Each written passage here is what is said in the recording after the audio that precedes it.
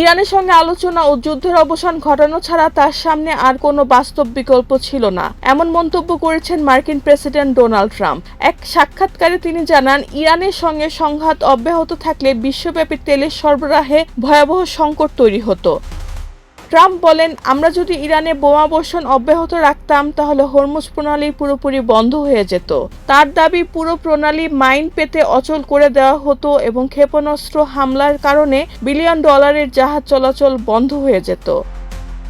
সমালোচকদের উদ্দেশ্যে তিনি বলেন, আরও কঠোর অবস্থান নেওয়ার একমাত্র উপায় ছিল কয়েক সপ্তাহ বোমাবর্ষণ চালিয়ে যাওয়া, কিন্তু তাতেও হরমুজ প্রণালী খুলত না এবং তেল সরবরাহ স্বাভাবিক হতো না।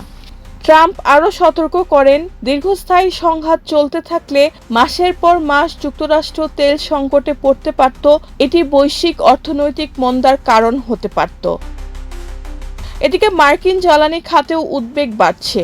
কিউশিংয়ের অপরিশোধিত তেলের মজুদ 11 বছরের মধ্যে সর্বনিম্ন 2 কোটি ব্যারেলে নেমে এসেছে। পাশাপাশি কৌশলগত তেল মজুদও ঐতিহাসিক নিম্ন স্তরের কাছাকাছি, যা প্রায় 34 কোটি ব্যারেল। বিশেষজ্ঞরা সতর্ক করেছেন, জুনের শেষ থেকে জুলাইয়ের শুরুতেই যুক্তরাষ্ট্রের তেল মজুদ আরও সংকটাপন্ন পর্যায়ে পৌঁছাতে পারে, যা সরবরাহ ব্যবস্থায় বড় ধরনের চাপ তৈরি করবে। রেহানা বেগম, প্রজন্ম 24।